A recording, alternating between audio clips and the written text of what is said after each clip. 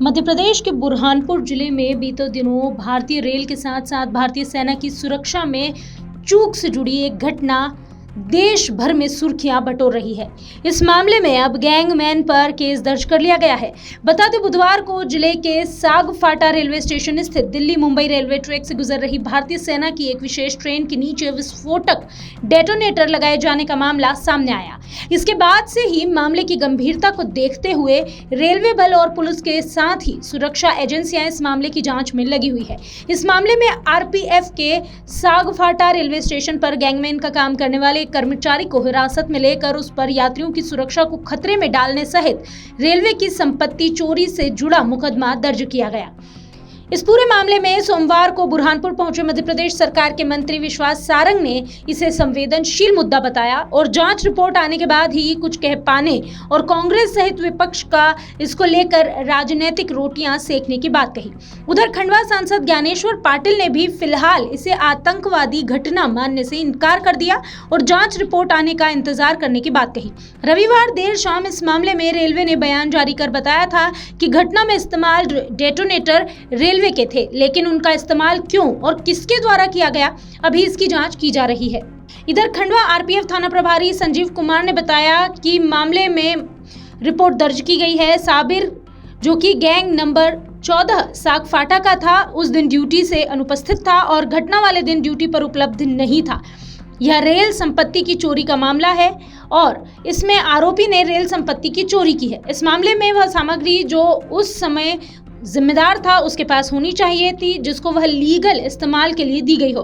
हालांकि यह साबिर को भी दी जा सकती थी, लेकिन उस समय यह सामग्री उसे नहीं दी गई थी, इसलिए उसके द्वारा इसका इस्तेमाल करना गैर कानूनी इस्तेमाल था। साथ ही इसमें 153 रेलवे एक्ट के तहत जानबूझकर रेल में सफर कर रहे यात्री की सुरक्षा को खतरे में डालने से जुड़ा हुआ केस भी दर्ज है।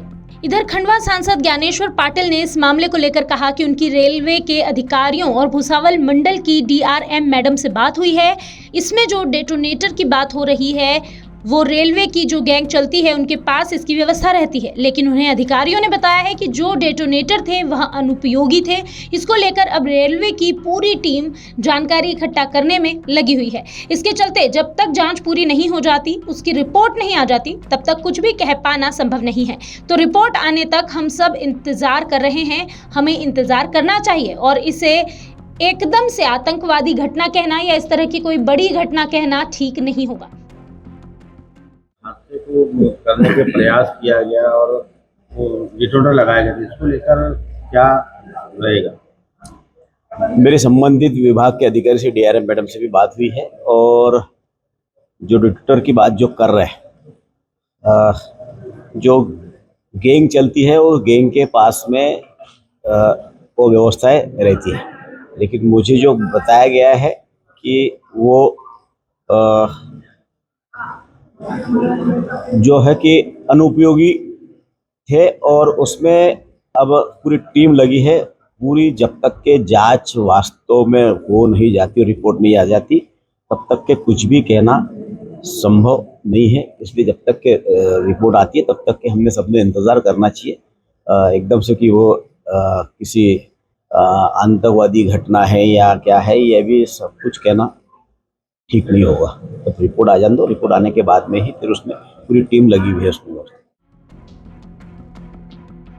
वहीं इधर बुरहानपुर पहुंचे मंत्री विश्वास सारंग ने इस घटना पर कहा कि मामला अभी संज्ञान में आया है, इसकी जांच हो रही है क्योंकि यह एक संवेदनशील मामला है, इसलिए इस मामले में जांच के पहले कुछ भी कह देना उचित नहीं होगा। हालांकि उन्होंने कहा कि सुनिश्चित है कि जांच पूरी होने के बाद जो रिपोर्ट आएगी, जो तथ्य सामने आएंगे, उसके बाद किसी भी तरह की कार्रवाई या उस पर टिप्पणी की जा सकती है।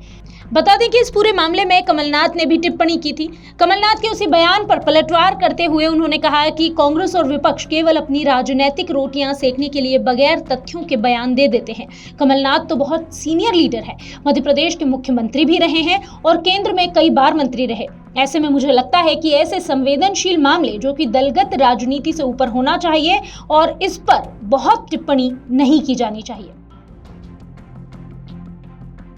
है जो मामला संज्ञान में आया है उसकी जांच हो रही है, क्योंकि संवेदनशील विषय, इसलिए जांच के पहले, तथ्य आने के पहले कुछ बोलना बहुत उचित नहीं होगा।